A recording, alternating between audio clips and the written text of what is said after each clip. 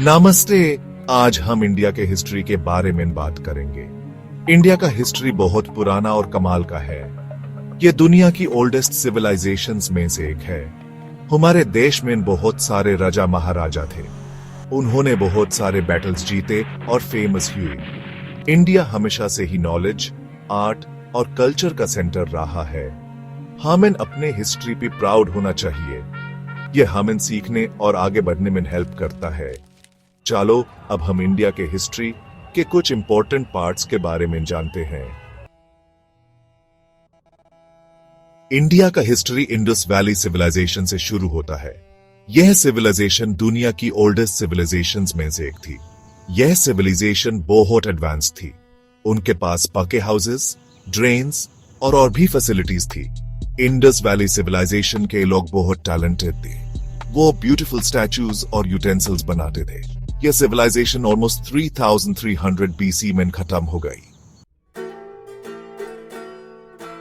Indus valley civilisation के बाद वैदिक पीरियड आया।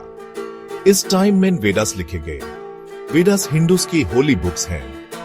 इनमें रिलीजन, फिलॉसफी और लाइफ कैसे जीनी है यह बताया गया है। वैदिक पीरियड में ही हिंदू रिलीजन का डेवलपमेंट हुआ। यह टाइम ऑलमोस्ट 1500 बीसी तक चला। मौर्य और गुप्ता एम्पायर्स इंडिया के हिस्ट्री के गोल्डन डेज थे। चंद्रगुप्ता मौर्य ने मौर्य एम्पायर बनाया। अशोका मौर्य एम्पायर के सबसे फेमस एम्परर थे। गुप्ता एम्पायर के एक टाइम में आर्ट, साइंस और लिटरेचर का बहुत डेवलपमेंट हुआ। ये दोनों एम्पायर्स पावर और प्रॉस्पेरिटी के लिए फेमस हैं।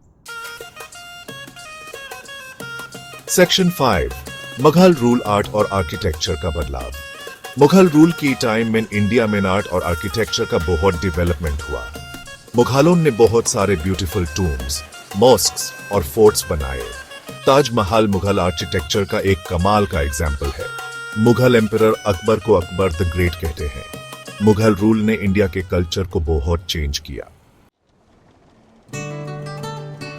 सेक्शन 6, ब्रिटिश रूल, आजादी की लड़ाई। 18th सेंचुरी में ब्रिटिशर्स इंडिया आए और स्लोली प्योर इंडिया पे कब्जा कर लिया।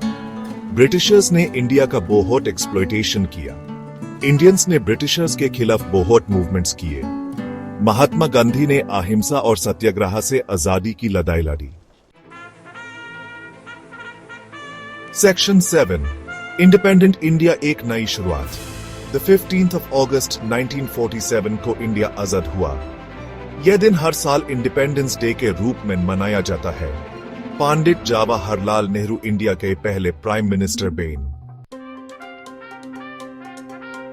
सेक्शन 8, मॉडर्न इंडिया, प्रोग्रेस और अचीवमेंट्स। आजाद होने के बाद से इंडिया ने बहुत प्रोग्रेस की है। आज इंडिया दुनिया का सबसे बड़ा डेमोक्रेसी है। इंडिया ने साइंस, टेक्नोलॉजी और भी फील्ड्स में बहुत प्रोग्रेस की है।